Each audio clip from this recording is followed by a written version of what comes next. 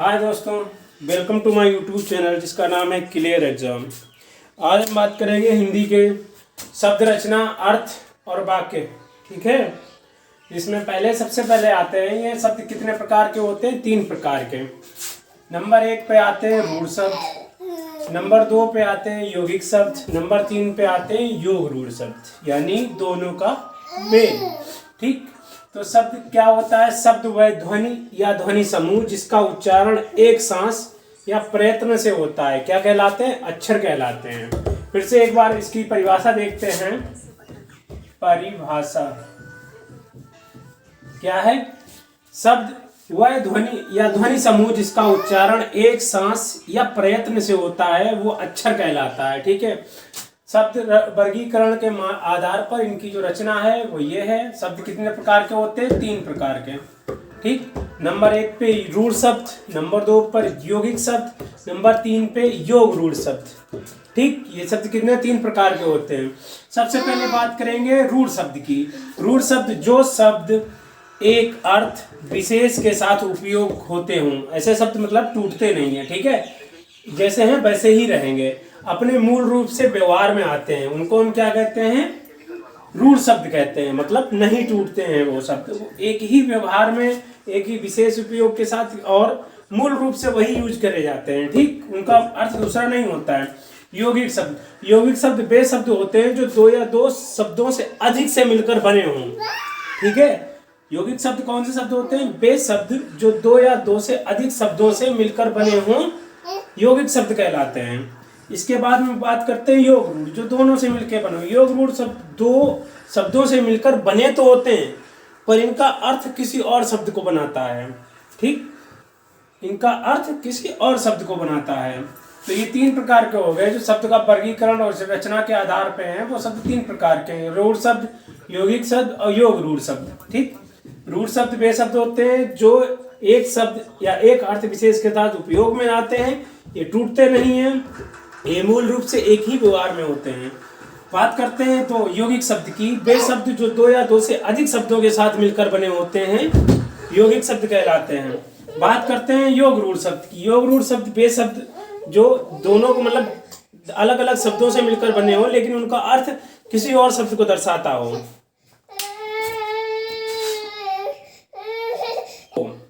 तो इसमें पहले शब्द में क्या कहता है? ये शब्द 5 प्रकार के होते हैं। उत्पत्ति के आधार पर ये शब्द कितने प्रकार के होते हैं? 5 टाइप के। ठीक है, 5 टाइप के ये शब्द होते हैं, जिसमें पहला शब्द आता है तत्सम।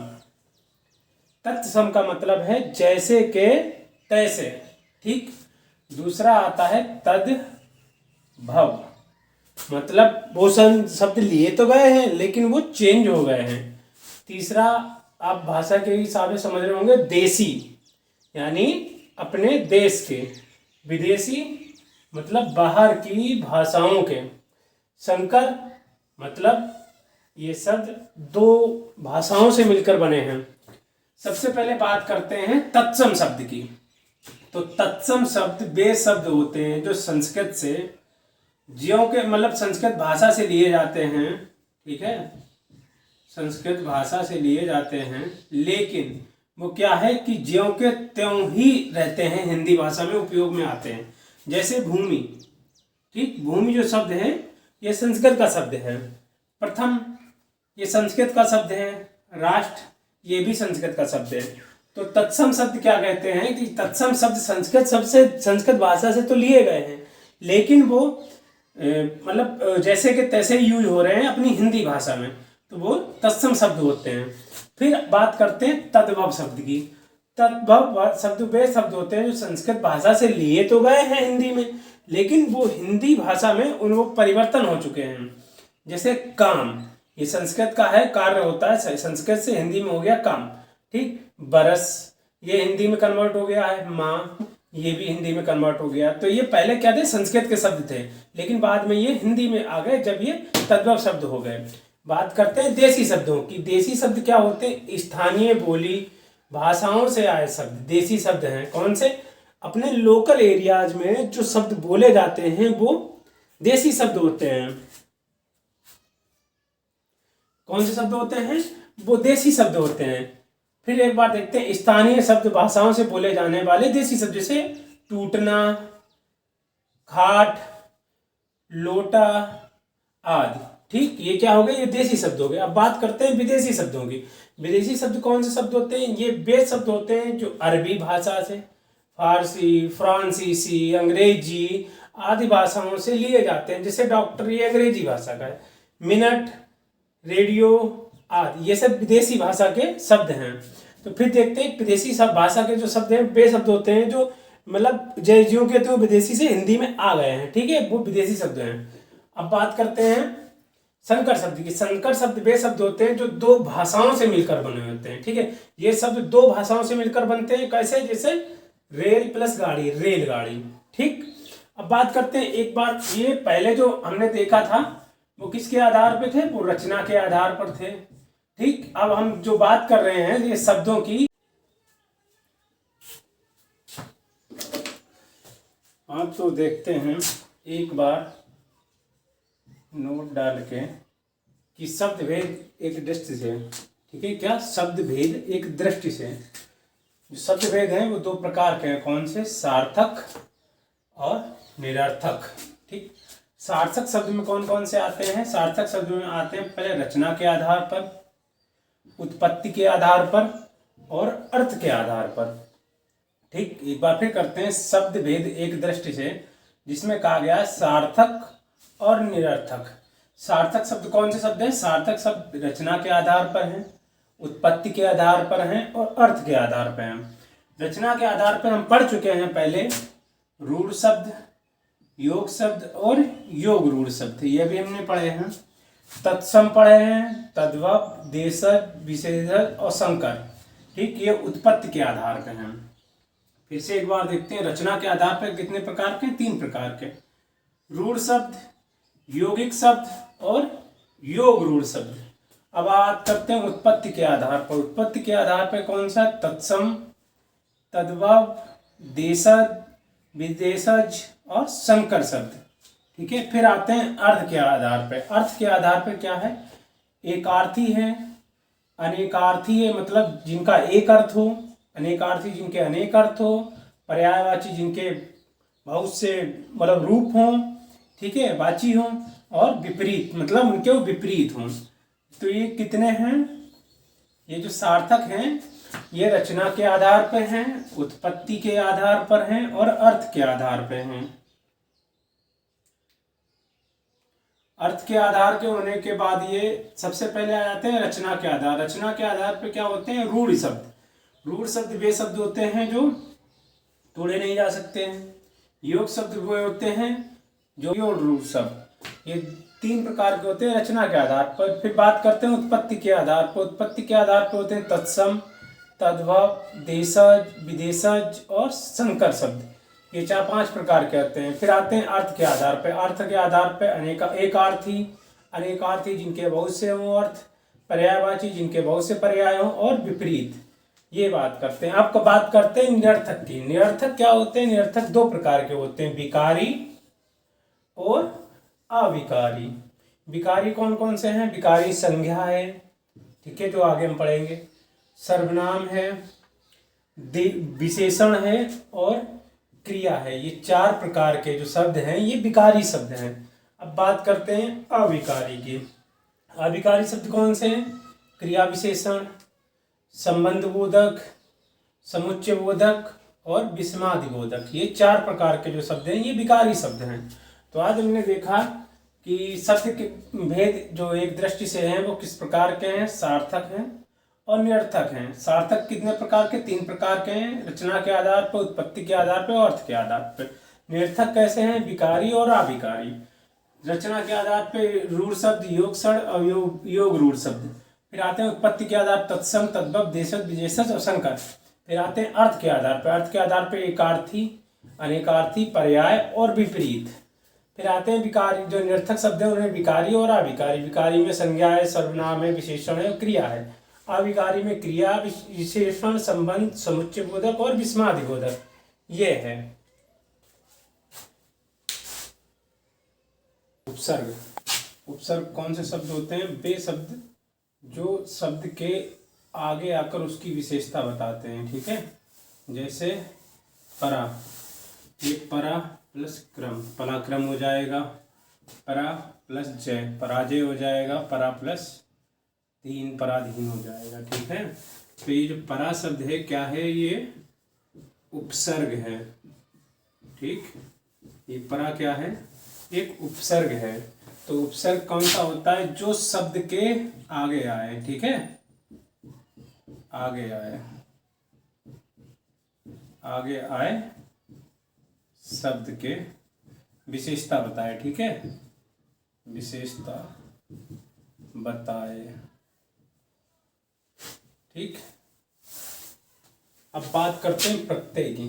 तो प्रत्यय क्या होते हैं, प्रत्यय वे शब्द होते हैं जो शब्द के अंत में आकर उसकी विशेषता को परिवर्तन करें। जैसे प्रा है, प्रा किसी शब्द का कोई अर्थ नहीं है, लेकिन जो हार शब्द है ये प्रत्यय हो गया है, तो प्रत्यय इसमें जब प्रा में जुड़ जाएगा तो ये प्रहार हो जाएगा, ठीक है।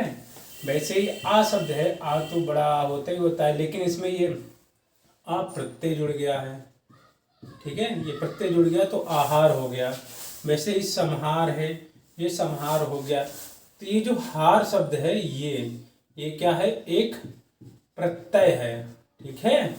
और प्रत्ययों की संख्या टोटल कितनी है, प्रत्ययों की संख्या टोटल है, संस्कृत में 19 है, हिंदी में 10 हैं, उर्दू में 19 हैं। तो कितने हो गए टोटल, 19 दूनी 38, 10 48 हैं टोटल, ठीक है। एक बार फिर देखते हैं उपसर्ग।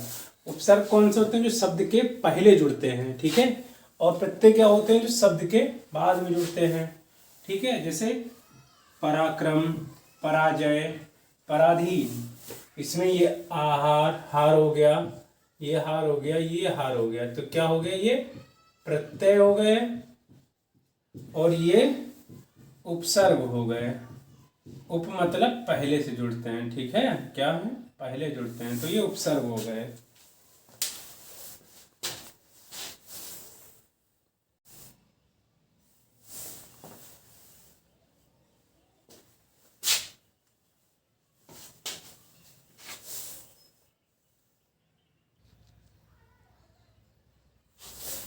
हाँ, तो बात करते हैं सदाचार में, ठीक है, किसमें, सदाचार में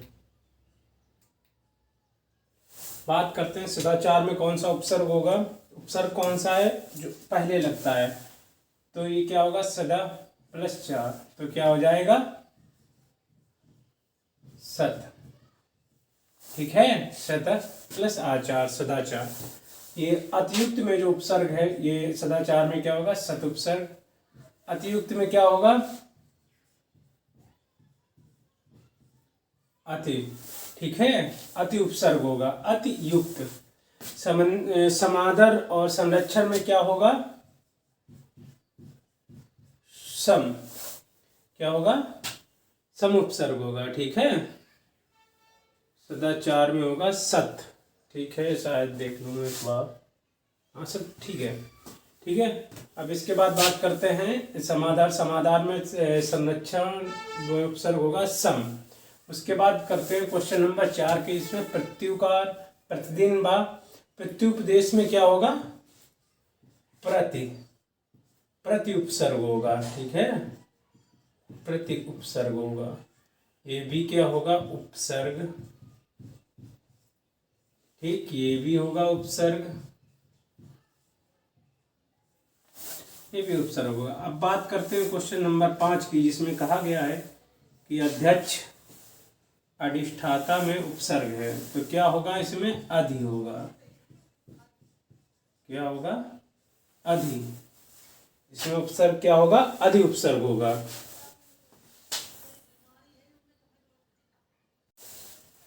इसमें पूछा गया है कि प्रत्यय, ठीक है, तो प्रत्यय छलिया में क्या होगा, या प्रत्यय होगा, ठीक है, क्या होगा, या प्रत्यय, ई आ, ठीक है, ये इसमें प्रत्यय होगा, ठीक है। और पठनीय में क्या होगा, ई, ठीक, ई, ठीक। ये पठनीय में प्रत्यय होगा। प्रत्यय कौन से शब्द होते हैं जो पीछे लगते हैं, तो छल लिया या निकल रहा है, तो ये या इसमें प्रत्यय होगा। अब पठनीय की बात करते हैं, तो पठनीय में क्या होगा, ई प्रत्यय होगा। कौन सा प्रत्यय होगा, ई प्रत्यय होगा। अब बात करते हैं कहानी। कहानी में कौन सा प्रत्यय होगा, आनी, कहानी, तो क्या होगा, आनी होगा। ठीक है, आनी प्रत्यय होगा। तो ये या प्रत्यय हो गया छलिया में, पठनीय में हो गया ये पित्र, और आनी में हो गया, वो कहानी में होगा आनी प्रत्यय। अब बात करते हैं क्वेश्चन नंबर 2 की। इसमें कहा गया चर्मकार प्रभाकर में प्रत्यय। ठीक है, किसमें, चर्मकार और प्रभाकर में। तो चर्मकार में क्या हो जाएगा, प्रत्यय कार, चर्मकार, तो क्या हो जाएगा, कार प्रत्यय हो जाएगा। ठीक, अब बात करते हैं प्रभाकर की। तो प्रभाकर में क्या प्रत्यय हो जाएगा, प्रत्यय क्या होते हैं, वे शब्द जो शब्द के अंत में जुड़ते हैं। तो ये क्या जुड़ रहा है, कर, तो ये कर प्रत्यय हो जाएगा। अब बात करते हैं क्वेश्चन नंबर 3 की, जिसमें कहा गया है खिलाड़ी अवगमनीय। ठीक है, खिलाड़ी और गमनीय।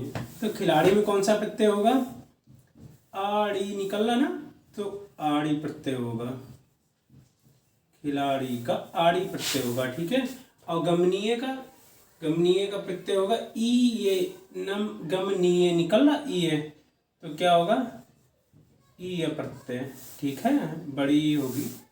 अब बात करते हैं क्वेश्चन नंबर 4 की, जिसमें कहा गया है कि गाने वाला और लघुचर, गाने वाला और लघुचर में कौन सा होगा प्रत्यय, इसमें क्या होगा, बाला प्रत्यय होगा। क्या होगा, बाला प्रत्यय होगा। और लघुत्तर में क्या होगा प्रत्यय, लघुत्तर में जो प्रत्यय है वो होगा तर। क्या, ये तर लास्ट में जुड़ रहा ना, तो तर प्रत्यय होगा। तो बात करते हैं एक बार फिर से, छलिया में या प्रत्यय होगा, पठनीय में ये प्रत्यय होगा, और कहानी में आनी प्रत्यय होगा। ठीक है, बात करते हैं क्वेश्चन नंबर 2 की, जिसमें कहा गया चर्मकार और प्रभाकर। चर्मकार में क्या निकल रहा है, कार, तो ये कार प्रत्यय हो जाएगा। प्रभाकर में क्या, कर निकल रहा है, तो कर प्रत्यय हो जाएगा। बात करते हैं क्वेश्चन नंबर 3 की, जिसमें कहा खिलाड़ी, खिलाड़ी में क्या निकल रहा, आड़ी, तो क्या आड़ी प्रत्यय हो जाएगा। गमनीय में क्या निकल रहा, ई है, तो क्या ई प्रत्यय हो जाएगा। अब बात करते हैं क्वेश्चन नंबर 4 की, जिसमें कहा गया है गाने वाला। गाने वाले में कौन सा प्रत्यय हो जाएगा, बाला, गाने वाला, ये जो शब्द है ये प्रत्यय हो जाएगा। ठीक है, लघुत्तर में क्या हो जाएगा, तितर प्रत्यय हो जाएगा। तो आज हमने सीखा शब्द, वाक्य, उपसर्ग और प्रत्यय। प्रत्यय के हमने कुछ उदाहरण भी सीखे। अगर आपको मेरी वीडियो अच्छी लगती है तो प्लीज़ लाइक और सब्सक्राइब करिएगा। Thank you for watching my video. Thank you.